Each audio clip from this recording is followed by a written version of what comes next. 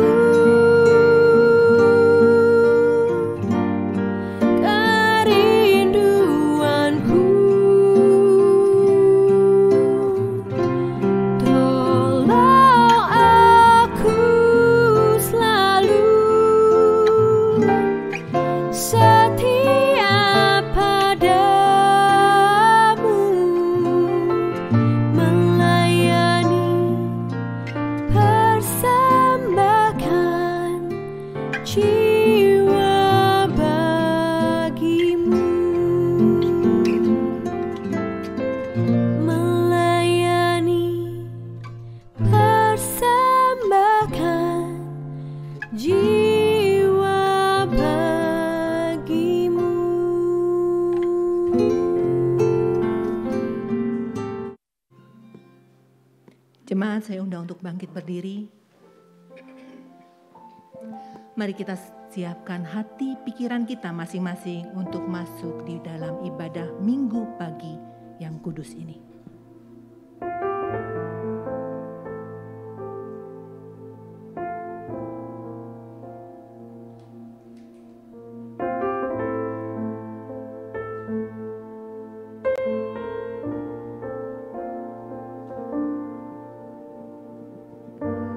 Bersorak-soraklah bagi Tuhan, hai seluruh bumi.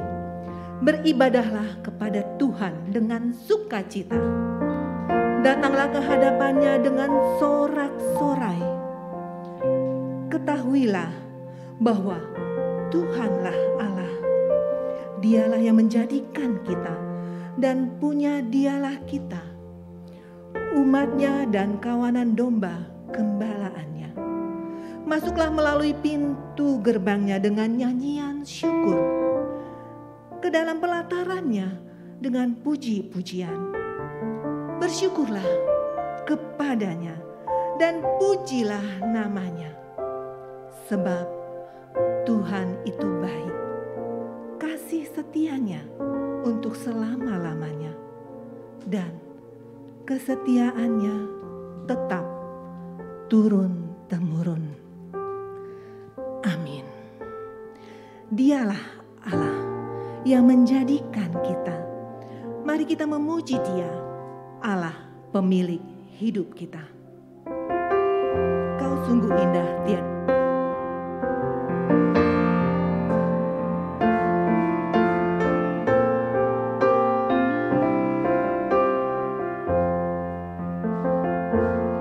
Kau sungguh indah, tiada taranya, sungguh menakjubkan, sungguh menakjubkan,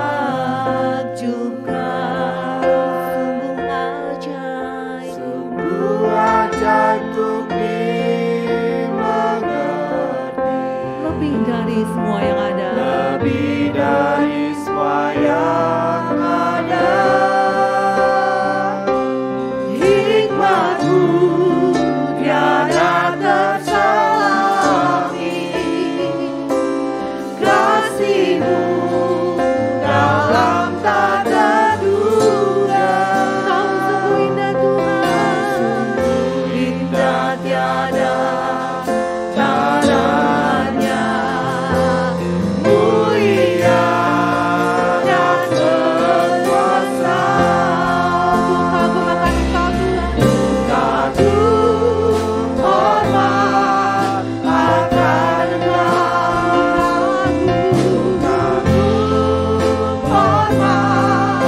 akan Kau Allah yang layak dipuji, bukan Tuhan Engkau. Wanita, kau sungguh indah tiada taranya. Wanita, sungguh indah tiada taranya, sungguh menakjubkan, sungguh ajaib untuk dimengerti, lebih dari semua yang ada, lebih dari semua yang ada.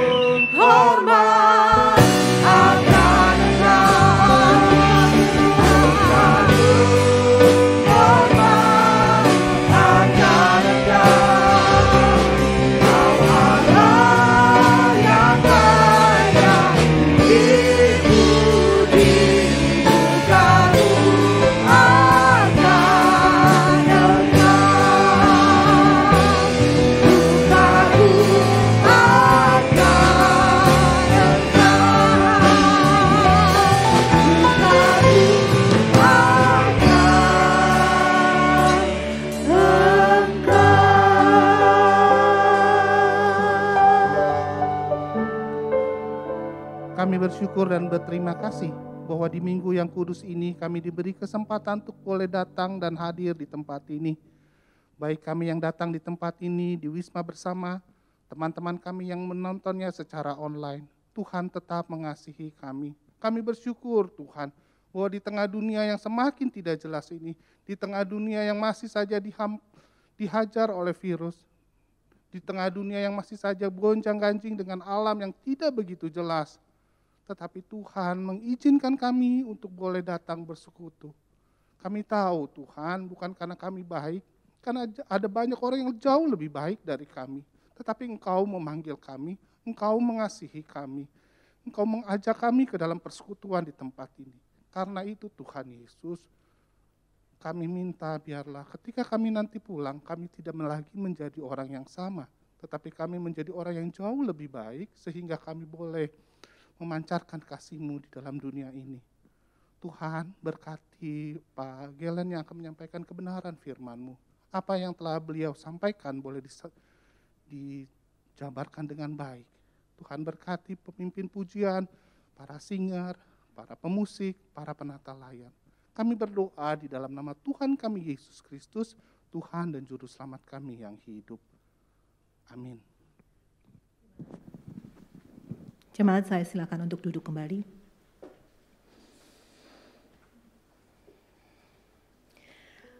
Allah yang menjadikan kita, juga Allah yang menjadikan manusia-manusia yang hidup berdampingan dengan kita.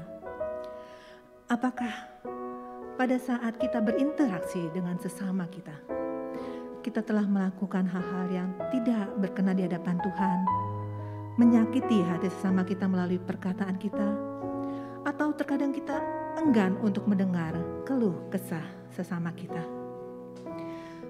Lagu ini menyadarkan kita akan hal tersebut dan mengajak kita untuk bertobat dan mohon ampun kepadanya. Mari kita angkat pujian ini. Tuhanku, bila hati kawanku.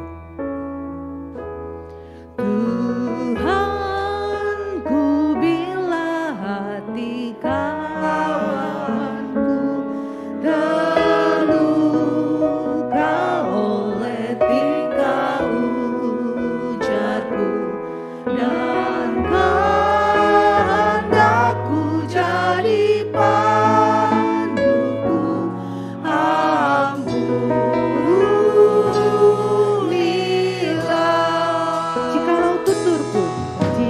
Jikalau tuturku tak semena dan aku tolak orang berkesan, pikiran dan tuturku bercela, ampunilah.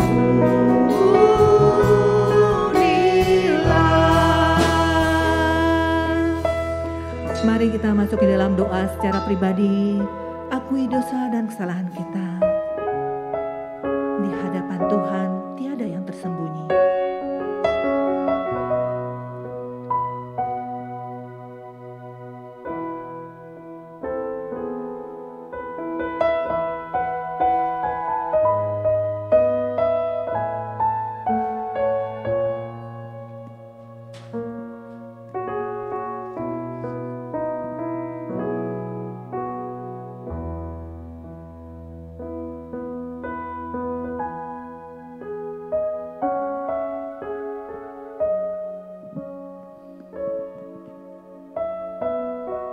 Tuhan kami yang baik, kami percaya Engkau yang hadir di sini mau mendengarkan segala pengakuan dosa kami di hadapan-Mu.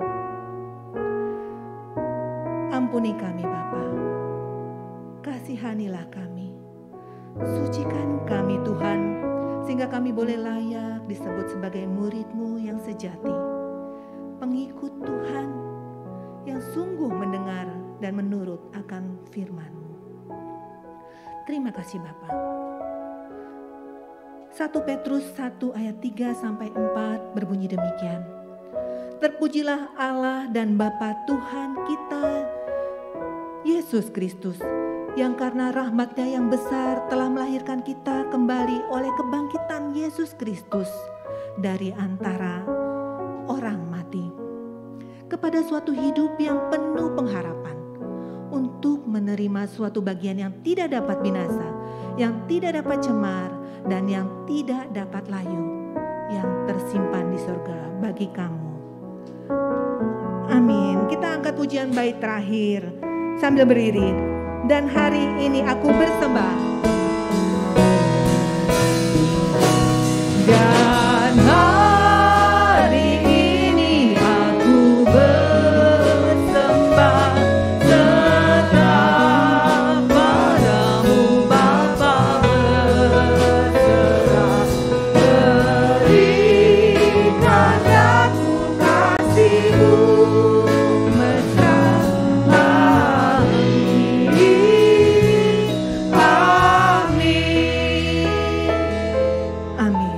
Bapa kita begitu baik, Dia akan mengampuni dosa dan kesalahan kita, asal kita sungguh-sungguh bertobat di hadapan-Nya.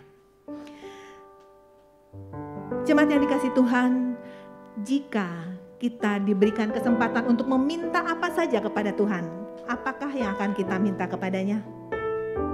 Kekayaankah, kecantikan atau kegantengankah, atau apa? Teman yang banyak, atau bisa jalan-jalan kemana aja? Pemazmur tidak demikian. Dia hanya meminta satu hal, yaitu diam di rumah Tuhan seumur hidupnya.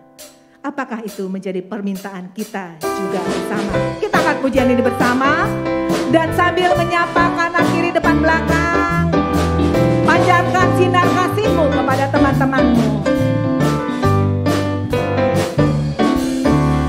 Satu hal telah ku minta kepada Tuhan, itulah yang ku ingin. Apa permintaan kita? Diam di rumah Tuhan seumur hidupku, menyaksikan kemurahan Tuhan dan menikmati baiknya dan menikmati kuasa-Nya dan menikmati kasih-Nya dan menikmati firman-Nya. Jemaat saja, jemaat saja.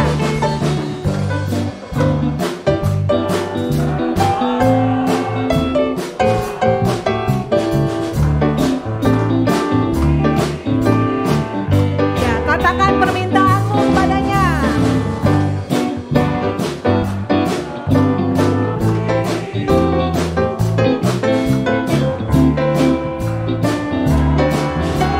Bersama-sama dan menikmati dan menikmati gaibnya dan menikmati kuasa-Nya dan menikmati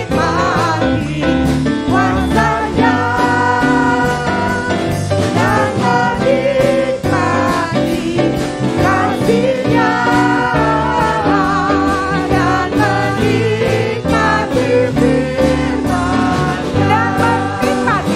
menikmati firman-Nya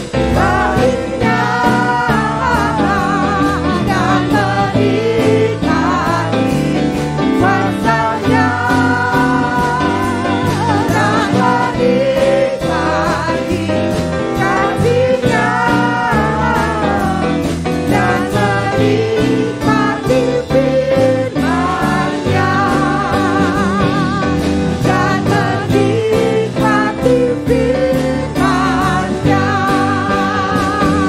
dan menikmati firman-Nya dan menikmati firman-Nya. Mari kita yang telah menikmati kemurahan-Nya, mewartakan kemuliaan dan kebesaran-Nya. Mari kita semua umat pilihan Allah.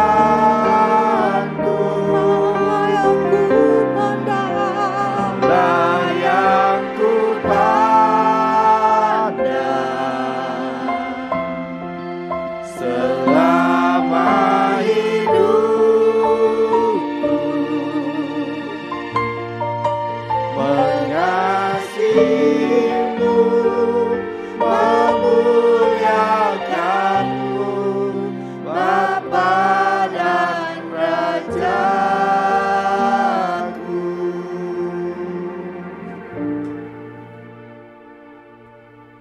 Biarlah kehidupan kami senantiasa memandang kepada Engkau, seraya kami beribadah kepada Tuhan, melalui pujian pengagungan kami kepada Engkau. Kiranya Tuhan yang berkenan. Dan tibalah saatnya bagi kami untuk disapa, dilawat oleh kebenaran firman Tuhan. Sehingga firman Tuhan yang boleh menguatkan kami, yang boleh mengoreksi kami, yang boleh mentransformasi kehidupan kami. Sehingga hidup kami terus-menerus mengalami pembaharuan yang berasal daripada Tuhan. Tuhan, pakai hamba-Mu di dalam keterbatasannya untuk menyampaikan apa yang seharusnya disampaikan bagi setiap kami yang mendengarnya. Nah, kiranya Roh Kudus yang memampukan kami untuk mengertinya dengan bahasa yang sederhana, dan terlebih kami semua dimampukan menjadi pelaku-pelaku firman yang giat di dalam kehidupan keseharian kami. Berbicaralah ya Allah, karena kami sudah siap untuk mendengarkan. Di dalam nama Tuhan Yesus Kristus, Guru Agung kami berdoa, kami bersyukur. Amin. Silakan duduk. Selamat hari Minggu bagi kita semua, baik jemaat yang hadir secara onsite maupun jemaat Tuhan yang mengikuti melalui layanan YouTube. Yang menjadi tema pemberitaan firman Tuhan pada hari ini adalah Allah yang mengasihi. Kita masuk ke dalam minggu eksposisi yang pada tahun ini kita akan mengambil mulai dari kitab Maleaki. Kita buka bagian firman Tuhan dari Maleaki pasal 1 ayat 1 sampai ayat yang kelima. Maleaki pasal 1 ayat 1 sampai ayat yang kelima. Kita baca bersama-sama dengan perlahan-lahan. 1, 2, 3. Ucapan ilahi, firman Tuhan kepada Israel dengan perantaraan Maleaki.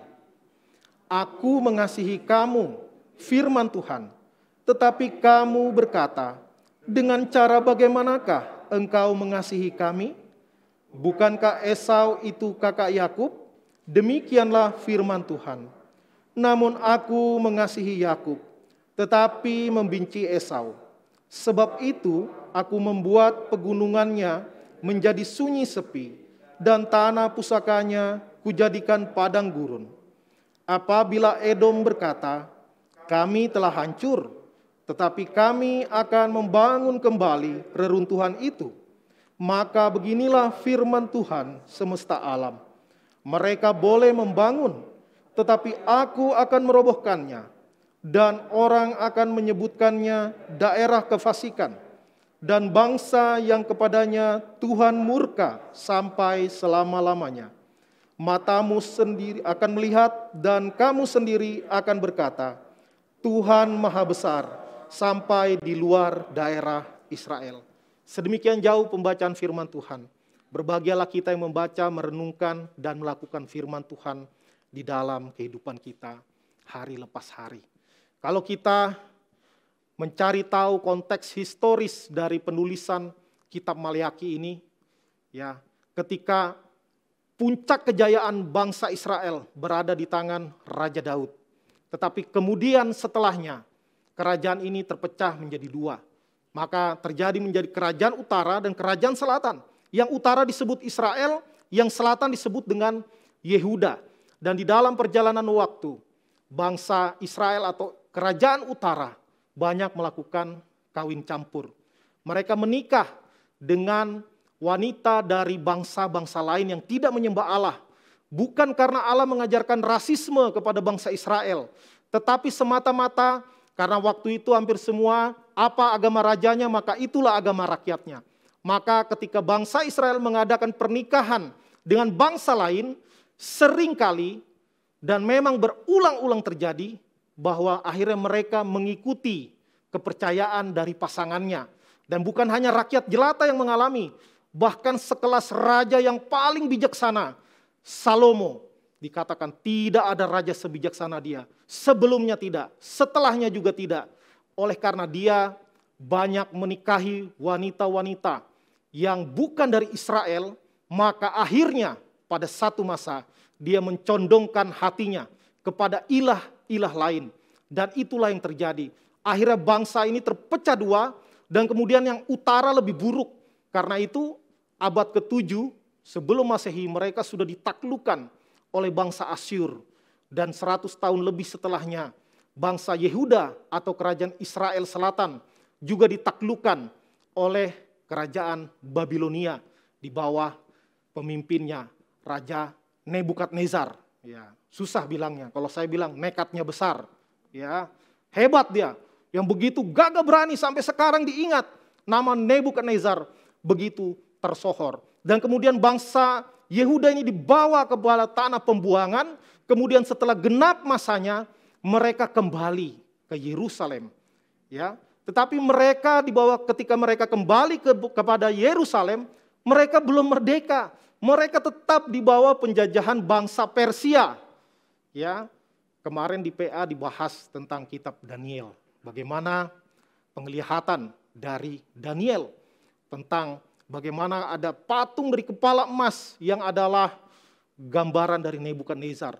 Lalu dada dan lengan dari perak yang menggambarkan Persia. Kemudian pinggang dan paha yang terbuat dari kuningan. Ya, kalau di terjemahan bahasa Indonesia dikatakan tembaga, yaitu tentang kerajaan Yunani. Dan kemudian kaki yang terbuat dari besi, tetapi lalu jari-jarinya bercampur dengan tanah liat, itu adalah kerajaan Romawi yang begitu keras.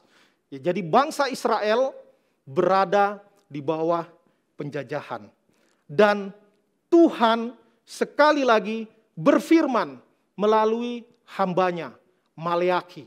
Ya, dari kata malak, malakhi. Ya, malak itu bukan malak yang anak SMA ya, wih bagi duit. Nah itu malak namanya. Ini malak, ada hanya di belakang. Malaki artinya my angel atau my messenger, utusanku atau malaikatku. Dan ini sebagian penafsir mengatakan itu bukan nama, tetapi itu julukan. Bagaimana nabi ini diutus Tuhan menjadi messenger Allah bagi umat Tuhan.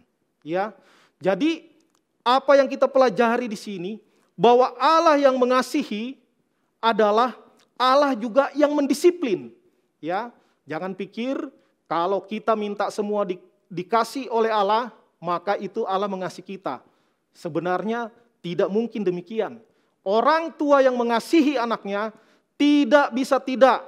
Pasti dia pada satu saat harus mendisiplin anaknya. Kalau tidak, anaknya akan menjadi anak-anak yang gampangan. Anak-anak yang manja, anak-anak yang cengeng, anak-anak yang tidak tahan uji. Ya, karena itu mengasihi harus diimbangi juga dengan disiplin. Dan disiplin adalah juga gambaran dari kasih. Karena itu Allah yang mengasihi, membiarkan bangsa pilihannya sendiri masuk ke dalam pembuangan. Supaya apa? Supaya mereka bertobat, supaya mereka berubah. Dan kemudian Allah dengan kasih-Nya kembali memberitakan firman-Nya melalui perantaraan Maleaki. Ya, kalau kita baca di ayat 1, hanya dikatakan ucapan ilahi, firman Tuhan kepada Israel dengan perantaraan Maleaki. Kalau kita membaca terjemahan di bahasa Inggris, meaning-nya lebih dalam, lebih deep. Ya, dikatakan the burden of the word of God to Israel by Malachi. Ada dikatakan burden, bahkan terjemahan lain katakan heavy burden. Ada beban yang berat yang diucapkan oleh Allah melalui perantaran Maleaki. Dan di sini kita bisa belajar bagaimana Allah di dalam kasih-Nya, ya, Dia memberikan firman yang berat kepada Maleaki untuk disampaikan kepada umat Tuhan. Karena apa? Ya, karena umat ini memang sudah stres, sudah frustasi karena mereka berada di bawah penjajahan demi penjajahan. Bangsa kita hanya dijajah 3,5 abad. Ya, Bangsa Israel itu dijajah dari kerajaan ke kerajaan. Bahkan baru muncul tahun 1947. Ya, dari mulai kerajaan Babel, lalu kerajaan Persia, mereka dibawa lagi pemerintahan jajahan kerajaan Yunani, lalu dibawa kerajaan Roma, habis itu di bumi hanguskan. Israel, Yerusalem di bumi hanguskan, Bait Allah diruntuhkan, dan baru lagi dibangun negara Israel tahun 1947. Ribuan tahun mereka dijajah dan bahkan sudah sempat hilang dari muka bumi. Ya, tetapi di sini Tuhan memberikan firman yang berat kepada Maleakhi, dan dia membuka dengan kalimat yang begitu manis. Dikatakan apa? Aku mengasihi kamu. Ya, kalau kita baca keseluruhan kitab Maleakhi ini memang tegurannya luar biasa. Ada banyak sekali kemarahan Tuhan yang dinyatakan melalui Nabi Maleakhi.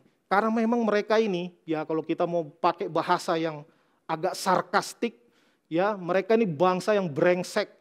Ya, mereka umat Tuhan yang brengsek. Ya, mereka kalau kita baca perikop berikut-berikutnya, itu mereka kalau mempersembahkan korban kepada Tuhan, binatang-binatang yang cacat, dikatakan binatang yang buta. Lalu imam-imamnya juga menyeleweng. Terjadi korupsi di Bait Allah. Lalu terjadi juga mereka kawin campur dengan bangsa lain. Akhirnya imannya condong kepada ilah-ilah lain. Sekali lagi ini bukan rasisme. Karena Alkitab mencatat ada satu tokoh yang bukan orang Israel asli, orang Moab. Yaitu Rut. Ya, tetapi karena imannya kepada Tuhan, maka dia dilihat sebagai orang benar. Dan bahkan Yesus Kristus juga adalah keturunan daripada Rut yang orang Moab, bukan pribumi Israel. Ya, maka ini bukan berbicara tentang ras, tetapi ini berbicara tentang iman percaya kepada Tuhan. Dan Tuhan di sini, di dalam tegurannya yang begitu banyak, Tuhan mengawalinya dengan kalimat, aku mengasihi kamu. Ya, begitu manis didengar. Ya. Di dalam kemarahan ada terselip kasih Tuhan. Aku mengasihi kamu. Ini kalimat yang luar biasa dan bisa didalami terus secara doktrinal, secara praktikal, secara pastoral, ya, dimulai dengan aku mengasihi kamu. Nah, namun apa yang terjadi? Bangsa Israel tidak merasa dikasihi oleh Tuhan. Karena apa? Ketika Tuhan mengatakan, aku mengasihi kamu, masuk ke telinganya, tetapi lalu matanya melihat fakta yang berbeda. Ya, kami di bawah penjajahan, kami dibuang, kami jadi budak, kami tidak merdeka. Mesias enggak datang-datang. Ya, maka mereka menjadi frustasi. Ketika firman yang didengar, mereka merasa faktanya jauh panggang dari api. Kalau Tuhan mengasihi kami, kenapa kami di bawah penjajahan? Kalau Tuhan mengasihi kami, kenapa kami menderita? Ya, di sini kalimatnya dikatakan, dengan cara bagaimanakah engkau mengasihi kami? Itu adalah bukan nanya, itu membantah, ya, dengan cara bertanya. Ya, kalau bahasa sekarang lebih anak-anak gaul lebih singkat. Misalnya pacarnya si laki-laki bilang ke pacarnya yang perempuan, aku mengasihi kamu. Dibilang apa? Ah, masa? Ya, yang lebih gaul lagi, sumpah lo, ya, yang bener nih, ya. Kalau setiap kita ngomong dijawab gitu, jengkel enggak? Ya, bukan lagi jengkel, tapi jengkol. Ya, jengkel campur dongkol. Ya, itu jengkol namanya. Ya, enak itu kalau direndang. Ya, jadi dikatakan bentar-bentar gitu, ya. Ah, masa? Yang benar nih. Ya, saya tinggal di satu daerah, ya saya nggak sebut, nanti dibilang menghina suku tertentu lagi. Ya, bahasanya lucu. Bilangnya gini, misalnya dibilang, aku mengasihi kamu. Lalu jawabnya apa? Mana ada, katanya. Mana ada? Itu bukan nanya, itu membantah. Ya, mana ada, katanya. Logatnya juga begitu. Ya, jadi itu karena apa? Karena apa yang didengar berbeda dengan apa yang dilihat. Ya, firman-Nya berbeda dengan apa yang dialami. Maka mereka mulai meragukan akan kasih Tuhan. Yang benar nih Tuhan mengasihi kami. Kok hidup kami susah benar? Ya, mungkin kita juga pernah mengalami atau mungkin sering mengalami. Enggak sih ngomong, tapi dalam hati. Kalau Tuhan mengasihi saya, kenapa saya kena PHK? Kalau Tuhan mengasihi saya, kenapa pacar saya memutuskan saya? Padahal saya udah cintanya bertubi-tubi. Ya. Kenapa? Kenapa usaha saya bangkrut karena pandemi? Kalau memang Tuhan mengasihi, maka ada banyak lagi kita tambahkan. Kenapa, dan kenapa. Ya, mungkin kalau kita mendengar khotbah, kita pun dalam hati mengatakan, Pak Pendeta sih enak ngomong, saya ini belum bayar uang semesteran ini. Ya, mau bayar pakai apa? Pakai iman. Ya, saya belum bayar kos-kosan ini. Ya, tenang, Tuhan buka jalan.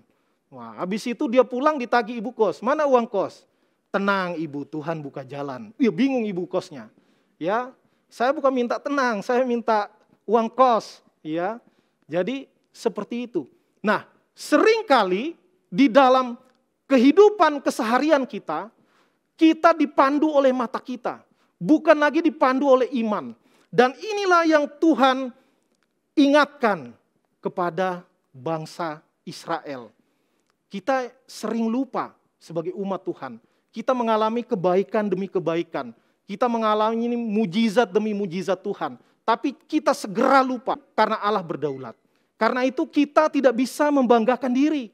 Karena saya cukup mampu, karena saya kompeten. Maka Tuhan harus memakai saya. Kalau Tuhan gak pakai saya, Tuhan yang rugi. Kalau Tuhan mau untung, biarkan saya membantu Tuhan.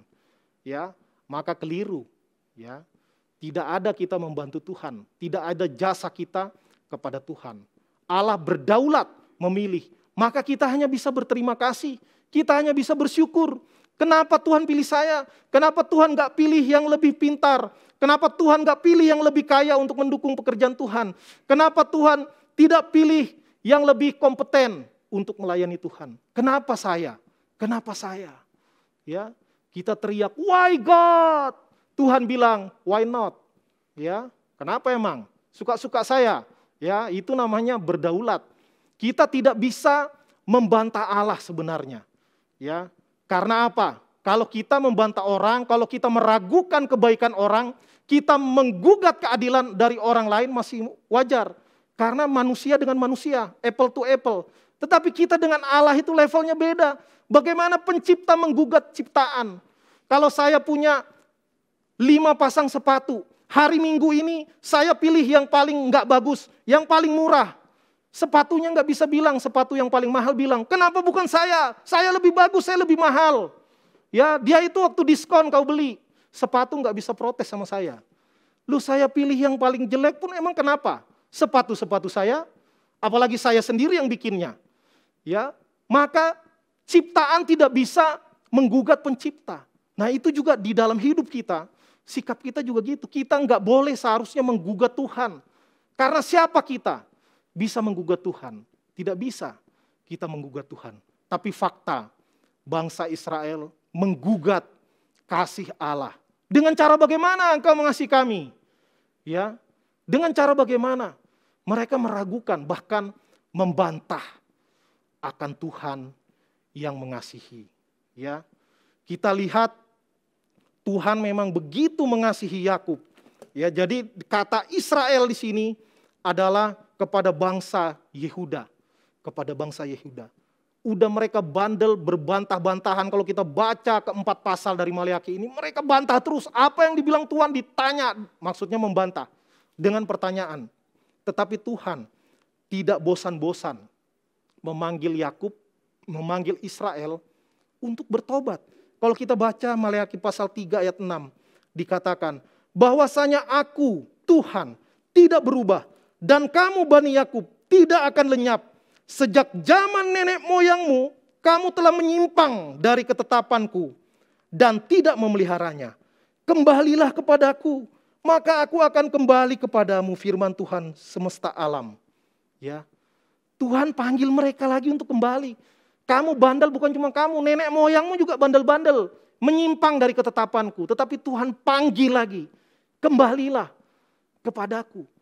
Di sini kita melihat bahwa Allah yang mengasihi adalah Allah yang setia kepada umatnya di tengah-tengah ketidaksetiaan umatnya kepada Allahnya. Bagaimana Allah tidak bosan-bosan memanggil mereka untuk kembali. Walaupun mereka menutup telinga mereka, mereka mengeraskan hati mereka menutup mata mereka. Tuhan panggil terus, gak bosan-bosan. Ya, dan sejarah mencatat bagaimana bangsa Israel tidak juga bertobat. Sehingga setelah zaman Maleaki, kitab Maleaki selesai. Kalau Alkitab kita buka tiba-tiba udah Matius, ya. Tapi kalau kita lihat sejarah Maleaki dengan Matius orang Jerman bilang. Itu 400 tahun. Tuhan tidak lagi memberikan wahyu. Tuhan tidak lagi berbicara kepada umat Israel. Tuhan tidak lagi membangkitkan nabi daripada orang Israel. Karena mereka begitu tegar tengkuk. Nah, kalau kita masih ditegur Tuhan, itu tanda Tuhan masih sayang. Sama kayak bapak-bapak, mama-mama marahin anaknya. Ya kan? Pasti kita bilang apa? Papa marah sama kamu karena papa sayang sama kamu. Ya, kalau orang tua tidak lagi menegur kesalahan anaknya, maka kita sedang menspoil anak kita, merusak anak kita. Ya, Tuhan juga begitu. Tuhan menegur umatnya, Tuhan memanggil umatnya, meminta umatnya untuk bertobat. Ya, supaya umatnya kembali ke jalan yang benar. Dan akhirnya memang Yesus Kristus, kalau kita lihat dari kacamata sejarah, akhirnya Yesus, Allah mengutus anaknya yang tunggal untuk turun tangan. Ya, kalau tidak turun tangan kita nggak ada harapan. Ya, bukan berarti Allah kebingungan gimana nih caranya lagi mau menyelamatkan umat, bukan. Ya, jangan lihat dari situ. Secara iman kita tahu bahwa kedatangan Yesus Kristus sudah direncanakan sejak permulaannya, sejak dunia belum ada. Tuhan di dalam kemahatauannya sudah tahu apa yang akan terjadi setiap detil. Ya. Tetapi kalau kita lihat dari kacamata historis, maka kebebalan hati Israel membuat Tuhan tidak lagi berbicara kepada umatnya selama 400 tahun. Sampai Yesus datang ke dunia. Dan akhirnya memang manusia tidak bisa diharapkan untuk memenuhi standar yang Tuhan tetapkan. Harus Yesus Kristus yang menebus dosa-dosa kita. Sehingga kita beroleh keselamatan. Dan di sini kita melihat bagaimana manusia tetap mau berdiri di atas kaki sendiri, tetap mau mengandalkan kehebatan sendiri. Dikatakan di sini ayat 3-4 dikatakan, aku membuat pegunungannya menjadi sunyi sepi dan tanah pusakanya menjadi padang gurun. Apabila Edom berkata, kami telah hancur tetapi kami akan membangun kembali reruntuhan itu. Ya, manusia pingin diakui. Manusia merasa juga berkuasa, merasa hebat. Karena manusia juga di dalam hatinya ingin menjadi sama seperti Allah. Karena itulah Adam dan Hawa makan buah dari pohon pengetahuan. Karena ingin naik pangkat, ingin sejajar dengan Allah. Maka ketika manusia, kami akan bangun lagi reruntuhan kota itu. Tetapi Tuhan mengatakan, ya mereka boleh membangun, tetapi aku akan merobohkannya. Ya, maka kalau orang tidak dipilih oleh Tuhan, kasihan. Ya, apapun usaha yang dikerjakannya tidak akan berhasil. Tuhan tidak akan membuka hatinya karena mereka tidak dipilih oleh Tuhan. Loh, Tuhan gak adil dong. Sekali lagi, Tuhan bukan manusia. Ya, kalau kita manusia dengan manusia kita bisa bilang tidak adil. Tuhan itu tidak bisa dibandingkan karena Dia pencipta kita. Kita saja sebagai manusia, kita saja memilih. Untuk pasangan ada banyak mungkin yang masuk kriteria. Tetapi satu saja yang dipilih. Loh, kenapa pilih si A, kenapa enggak pilih si B, si C, si D? Lah saya yang pilih. Mau-mau saya dong. Ya kan? Saya pilih itu sebagai pasangan saya. Ya sudah, mungkin yang lain lebih daripada dia. Enggak masalah. Tapi saya berdaulat untuk memilih pasangan saya sendiri. Nah, yang lain nggak bisa protes. Kok kamu nggak nikahi saya, kamu nggak adil? Loh, enggak dong. Ya memang harus memilih, kasih itu juga harus memilih. Nggak bisa bilang karena saya memilih yang satu, yang lain bilang tidak adil. Tidak bisa. Karena itu Tuhan juga berhak, berdaulat di dalam kasih-Nya untuk memilih siapa-siapa yang ditebusnya. Memilih siapa-siapa yang akan percaya kepada Dia. Karena itu kita harus bersyukur.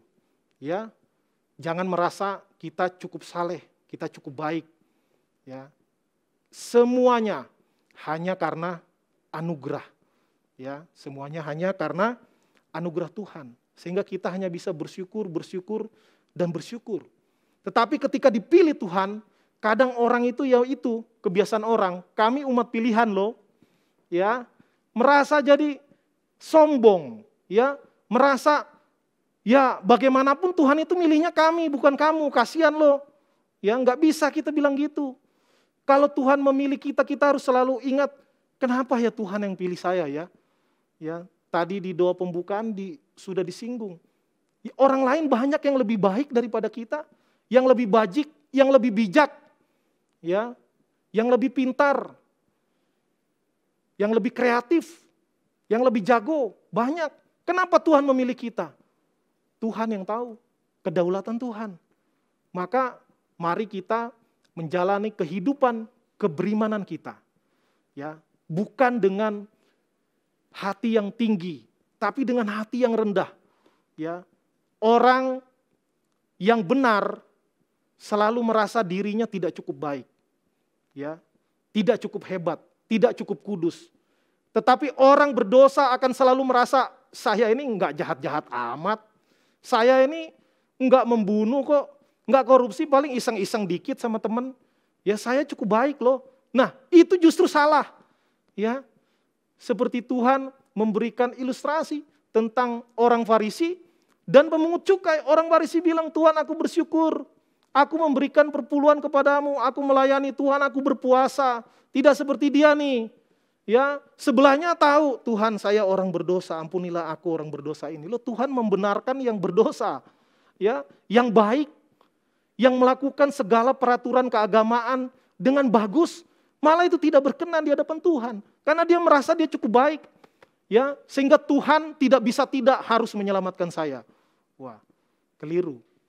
Mari kita selalu merendahkan diri, bukan hanya hati. Diri juga kita rendahkan di hadapan Tuhan. Karena segala kepintaran, kehebatan, segala prestasi kita, itu karena Tuhan bekerja di dalam dan melalui kita. Jangan berikan celah sedikit pun, ya, karena kejatuhan yang paling parah, kejatuhan yang dari puncak.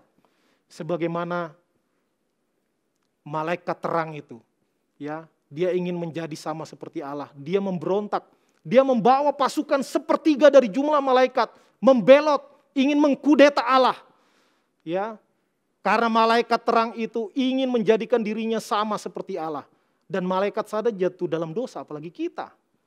Ya, jangan berikan celah sedikit pun sehingga kita merasa kita bagus, kita baik. Tuhan berhutang kepada kita, enggak ada. Ya, maka melalui firman Tuhan ini, biarlah kita mengingat bahwa Allah mengasihi.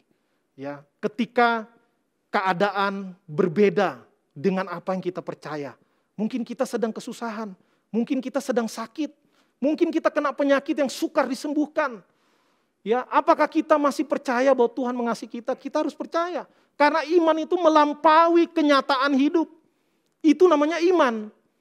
Ya, iman itu melampaui kenyataan hidup. Percaya walaupun kita belum menerima, itu iman. Ya, orang beriman yang sejati bukan kalau Tuhan memang baik, sembuhkan saya, enggak. Sembuh enggak sembuh, Tuhan itu baik. Karena saya sembuh, saya menjalani hidup. Saya enggak sembuh, saya ketemu Tuhan. Enggak ada lagi sakit penyakit. Jadi orang percaya, orang benar itu hidupnya bukan serba salah, tapi serba benar. Ya, hidup bagi Kristus, mati adalah keuntungan. Itu hidup yang serba benar namanya. Ya, mari kita menjalani hidup dengan mengingat bahwa Allah mengasihi kita. Apapun yang kita alami, apapun yang terjadi di dalam hidup kita, Allah mengasihi kita. Bilang kepada temannya di kiri dan kanan, bilang Allah mengasihimu. balas lagi, mengasihi kamu juga. Iya, jadi Allah mengasihi kita. Amin, mari kita berdoa. Tuhan, kami menyadari seringkali kenyataan hidup membuat kami mulai meragukan akan kasih dan pemeliharaan Tuhan di dalam hidup kami. Tetapi firman Tuhan kembali mengingatkan kepada kami bahwa Tuhan sendiri yang menyatakan bahwa aku mengasihi engkau. Tuhan mengasihi kami. Bukan hanya sebagai jemaat Tuhan, sebagai kumpulan orang percaya. Tapi pribadi lepas pribadi. Tuhan mengenal setiap kami. Sampai ke setiap episode kehidupan kami. Tuhan tahu. Bahkan Tuhan tahu apa yang akan terjadi ke depan. Karena itu ya Tuhan, kami memohon. Kiranya kasih-Mu yang terus melingkupi hati dan pikiran kami. Sehingga kami tidak lagi meragukan kasih Allah. Apalagi membantah Tuhan. Tolong kami ya Tuhan di dalam kelemahan kami. Agar kami senantiasa tunduk kepada otoritas Allah. Dan kami tetap percaya. Walaupun kenyataan hidup tidak ada dasar untuk kami percaya. Tetapi firman Tuhan tinggal tetap. Karena bumi akan berlalu. Hanya firman Tuhan yang tinggal tetap. Karena itu tolong kami untuk tetap percaya bahwa Tuhan sungguh mengasihi kami. Karena kasih adalah natur Allah, bahkan Allah adalah kasih. Kami juga berdoa ya Tuhan, untuk jemaat Tuhan yang di minggu ini berulang tahun. Kiranya kasih-Mu senantiasa dilimpahkan di dalam kehidupan jemaat Tuhan yang sedang merayakan hari jadinya di minggu ini. Kami juga berdoa bagi jemaat Tuhan yang sedang mengalami pemulihan kesehatan, sedang sakit. Ada saudari Marsia, kiranya Tuhan yang memulihkan kesehatannya. Dan kiranya dia tetap melihat bahwa Tuhan baik di dalam kehidupannya. Ada maksud Tuhan di dalam setiap kejadian yang kami alami. Kami berdoa untuk setiap pergumulan jemaat, di dalam usahanya, di dalam pekerjaannya, keluarga besarnya, anak cucu, menantu, kiranya semua ditolong, dilawat, dipelihara oleh Tuhan. Kami berdoa Tuhan untuk bangsa dan negara kami yang saat ini sedang bertarung dengan persebaran varian yang baru dari COVID-19. Ada varian Omikron yang begitu mudah menular. Tuhan, kami memohon kiranya kami sebagai umat Tuhan menjadi bagian dari solusi dan tidak menjadi beban bagi bangsa ini. Kiranya kami tetap menjalani prokes dengan ketat sebagaimana yang dihimbau oleh pemerintah, menjadi pertolongan bagi pemerintah kami agar mata rantai ini boleh terputus dan kami semua boleh dijaga, dilindungi, ditolong oleh Tuhan. Terima kasih Tuhan, kiranya Dikau yang melengkapi doa kami yang tidak sempurna ini dan menjawab seturut dengan kerelaan kehendak-Mu saja. Di dalam nama Tuhan Yesus Kristus, Allah yang mengasihi kami, Allah yang menyediakan keselamatan bagi kami berdoa, kami bersyukur. Amin. Jemaat diundang berdiri.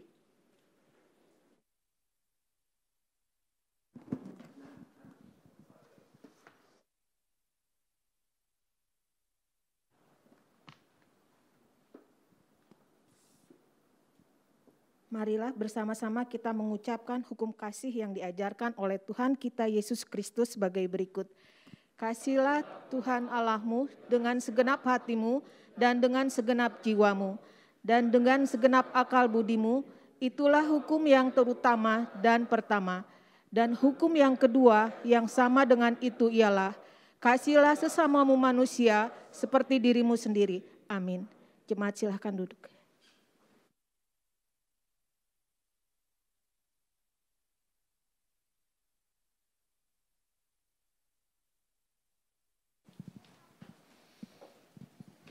Terima kasih Pak Pendeta Gelen sudah menyampaikan firman Tuhan bagi kita semua. Kiranya Tuhan menolong kita untuk dapat menjadi pelaku firman yang mengasihi sesama kita sebagaimana Tuhan telah mengasihi kita. Kita akan memberikan persembahan kita. Ada 2 kantong yang akan diedarkan, yaitu kantong hitam untuk operasional gereja dan kantong merah untuk misi GPPB. Bapak Ibu juga bisa men-scan yang ada di Wisma Bersama, bisa scan di barcode yang ada di belakang sandaran kursi. Kemudian Bapak Ibu yang ada di rumah bisa juga melakukan transfer dengan kode 01 di belakangnya atau 002 di berikutnya. Ayat pengantar persembahan diambil dari 1 Tawari 16 ayat 29 yang berbunyi demikian. Berilah kepada Tuhan kemuliaan namanya, bawalah persembahan dan masuklah menghadap Dia. Sujudlah menyembah kepada Tuhan dengan berhiaskan kekudusan. Amin. Kita angkat pujian kita. Betapa hatiku berterima kasih.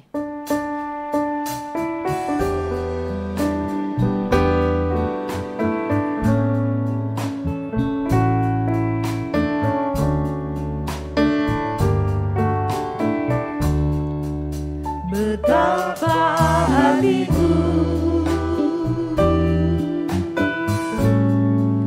berterima kasih, Yesus. Kau mengasihiku,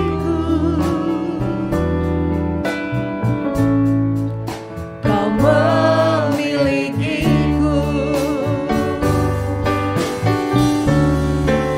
Hanya ini Tuhan persembahanku, segenap hidupku, jiwa dan ragaku.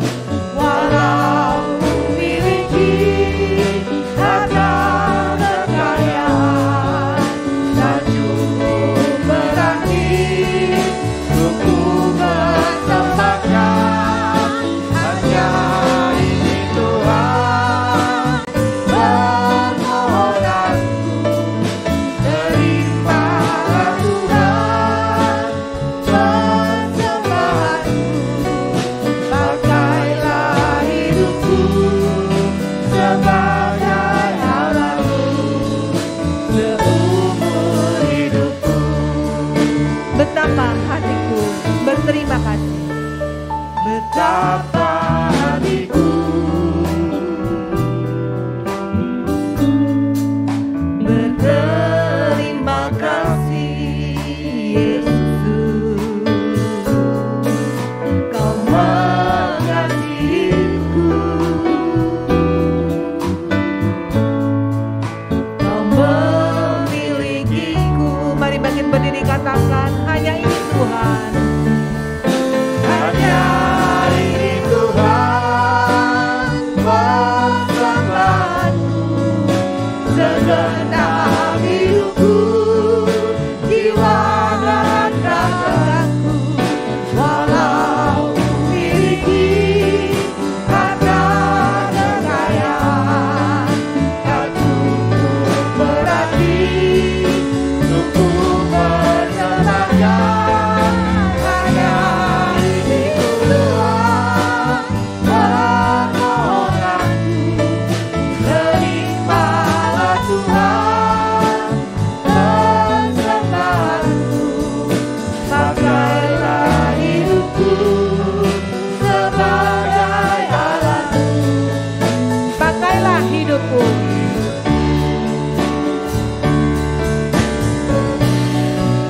Pakailah hidupku sebagai alatmu seumur hidupku.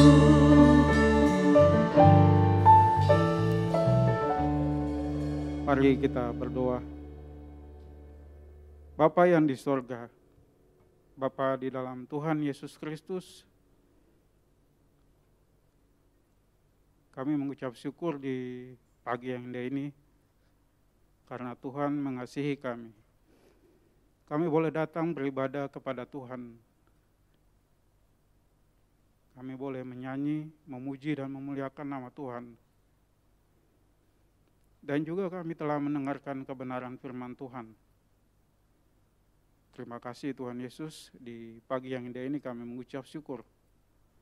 Kami mengucap syukur untuk kesempatan yang Tuhan berikan bagi kami, boleh mengembalikan berkat-Mu lewat persembahan yang sudah kami kumpulkan. Firman-Mu mengajarkan kami agar supaya kami mengingat, karena seringkali kami sering lupa ya Tuhan, akan mujizat yang Tuhan lakukan di dalam kehidupan kami, akan cinta kasih Tuhan yang begitu besar di dalam kehidupan kami. Terima kasih Tuhan Yesus untuk kebenaran firman-Mu. Biarlah Roh Kudus mau menolong, memampukan kami, agar supaya kami tidak hanya sekedar melihat pada diri, tapi kami boleh belajar untuk menjadi alat Tuhan yang Tuhan boleh pakai menjadi berkat bagi orang lain, dimanapun Tuhan tempatkan kami di dalam pelayanan kami, di dalam tugas dan tanggung jawab kami. Terima kasih Tuhan Yesus. Kami berdoa bagi pengurus yang mengelola persembahan ini, biarlah Tuhan mau berikan rasa takut akan Engkau, sehingga semua yang digunakan boleh bermanfaat bagi jemaat di tempat kami, dan juga bagi pelayanan yang dikerjakan oleh gereja kami ya Tuhan. Terima kasih Tuhan Yesus, ini doa dan permohonan kami, yang kami angkat hanya di dalam nama Tuhan Yesus Kristus, yang adalah korban hidup itu. Kami mau berdoa seperti yang telah Engkau ajarkan kepada kami. Bapa kami yang ada di sorga, dikuduskanlah nama-Mu, datanglah kerajaan-Mu, jadilah kehendak-Mu di bumi seperti di sorga. Berikanlah kami pada hari ini makanan kami yang secukupnya, dan ampunilah kami akan kesalahan kami, seperti kami juga mengampuni orang yang bersalah kepada kami.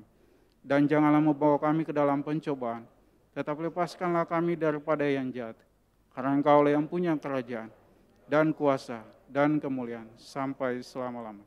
Amin. Jemaat tetap berdiri.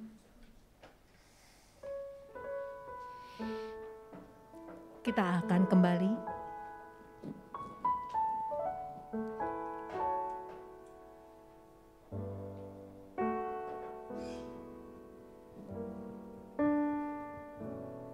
Kita akan kembali ke tengah-tengah kehidupan kita lagi. Dimanapun Tuhan tempatkan kita, Tuhan menyertai kita dan diberikan kepada kita petunjuk hidup baru yang saat ini diambil dari 1 Yohanes 4 ayat 11. Mari kita membacanya bersama-sama. 1, 2, 3.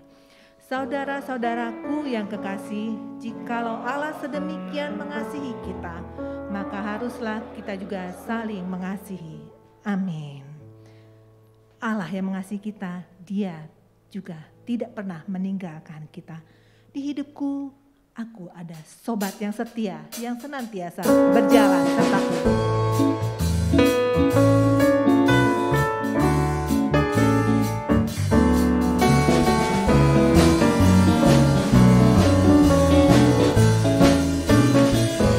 Di hidupku, ku ada sobat yang setia, yang senantiasa berjalan sertaku.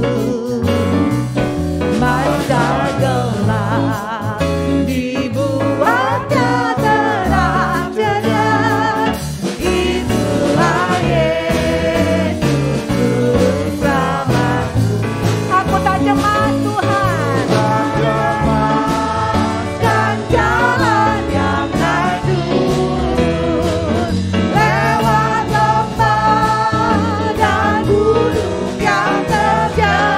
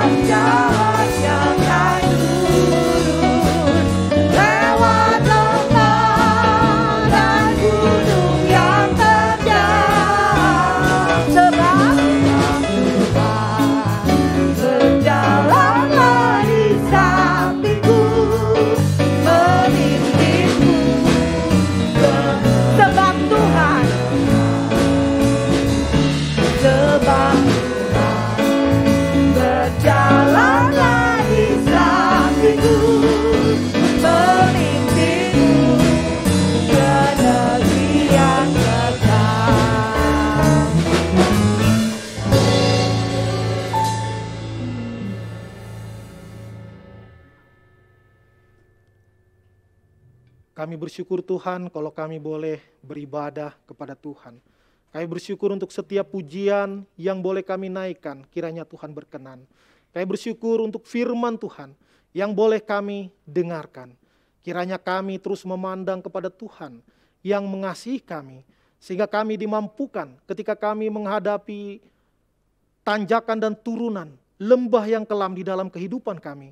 Kami tidak menjadi cemas, karena kami tahu ada Tuhan yang maha kuasa, yang mengatur jalannya hidup kami, dan akan memampukan kami untuk menerobos setiap badai kehidupan. Kami sadar tidak mudah, tetapi Roh Kudus yang akan menolong dan memampukan kami setiap umat-Mu. Usai sudah ibadah kita akan kembali ke tempat kita masing-masing menjalani kehidupan keseharian kita, sampai kita kembali berbakti kepada Tuhan di minggu yang akan datang. Pulanglah, arahkanlah hatimu kepadanya, angkatlah kedua tanganmu dan terimalah berkat-Nya. Tuhan memberkati engkau dan melindungi engkau. Tuhan menyinari engkau dengan wajah-Nya dan memberi engkau kasih karunia. Tuhan menghadapkan wajah-Nya kepadamu dan memberi engkau damai sejahtera. Turunlah atas kita semua kasih dari Allah Bapa, pertolongan dari Tuhan kita Yesus Kristus, bimbingan penyertaan Allah Roh Kudus bagi kita senantiasa, kini dan sampai sepanjang segala masa. Amin. Puji Allah Bapa Putra, puji Allah Roh Kudus, ketiganya yang esa, pohon selamat sumber berkah. Amin.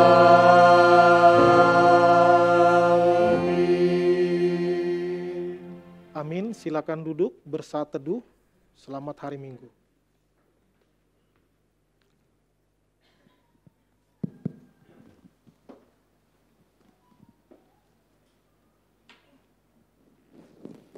Amin. Shalom, selamat hari Minggu Bapak Ibu Saudara yang dikasihi Tuhan, yang ada di tempat ini secara onsite maupun Bapak Ibu Saudara yang ada di rumah. Barangkali juga ada yang baru pertama kali bergabung dengan kami Gereja Reformasi Indonesia. Ya, kami terus mengingatkan kepada saudara semua untuk bisa bersama-sama beribadah, baik secara onsite maupun secara online. Kesempatan pagi hari ini kita akan menyaksikan warta video Gereja Reformasi Indonesia.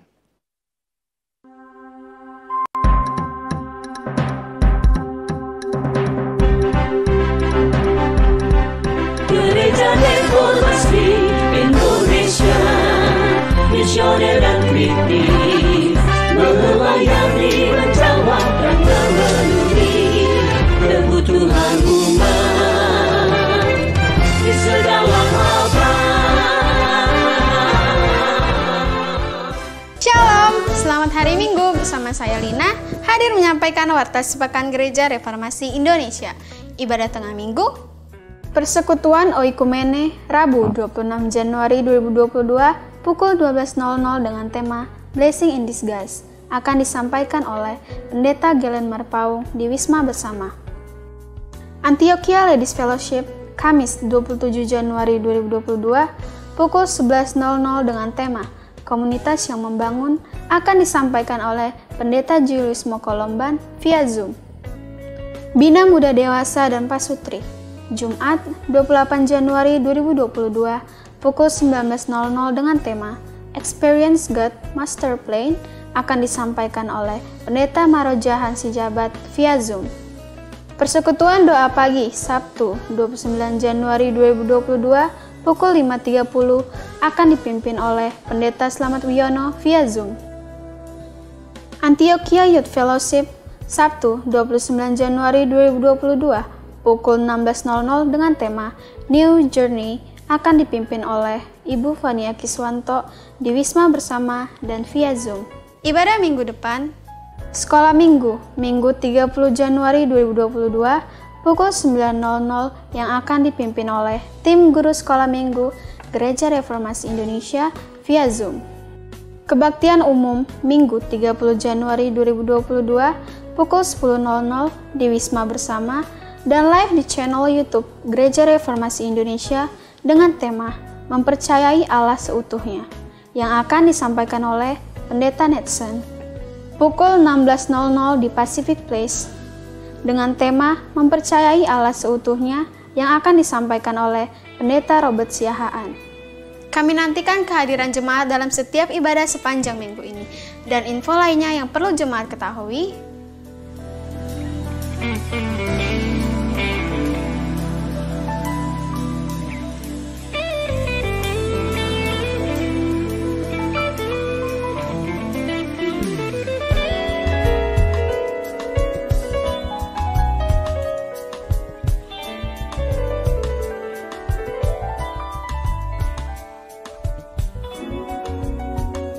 demikian Warta Sepekan Gereja Reformasi Indonesia. Dari kita, oleh kita, untuk kemuliaan nama Tuhan Yesus Kristus, Kepala Gereja. Tuhan Yesus memberkati dan salam sejahtera. Iya, salam sejahtera untuk kita semua. Selamat ulang tahun bagi Bapak Ibu Jemaat Tuhan yang berulang tahun sepanjang minggu ini. Tuhan menolong, Tuhan memberkati. Kita bersyukur kepada Tuhan dan tentu atas anugerah Tuhan yang begitu luar biasa memimpin perjalanan pelayanan Yayasan Mika. Selama 20 tahun Sekolah Kristen Makedonia, tanggal 20, 21, dan 22 kemarin, tim ada di sana dan sudah kembali sebagian. Beberapa orang masih tinggal, termasuk Bu Greta masih tinggal di Kalimantan Barat. Ketiga tahun STT Makedonia berjalan, dan juga peresmian monumen almarhum Pendeta Bigman Sirait juga sudah dilakukan. Semua acara bisa berjalan tidak lepas daripada pimpinan Tuhan, penyertaan Tuhan, dan juga berkat doa Bapak Ibu Saudara yang dikasihi oleh Tuhan. Oleh sebab itu kita terus mengerjakan apa yang Tuhan percayakan kepada kita, suatu pekerjaan Tuhan yang begitu besar. Mari kita mensyukuri akan segala anugerah Allah yang limpah itu. Dan bersyukur tim di Kalimantan Barat Gereja Reformasi Indonesia juga sudah mulai membuka beberapa pos yang akan dibuka lagi juga. Ya, kita terus berdoa bersama-sama. Mana yang bisa kita kerjakan, yang kita bisa lakukan, kita lakukan. Ya, bersyukur untuk segala pimpinan Tuhan atas pelayanan yang Tuhan anugerahkan melalui gereja dan juga mitra yang ada. Tuhan menolong, Tuhan memberkati kita. Selamat hari Minggu, tetap gunakan masker, perhatikan atau patuhi prokes. Biarlah Tuhan menolong, Tuhan memberkati. Ibadah kita minggu ini selesai.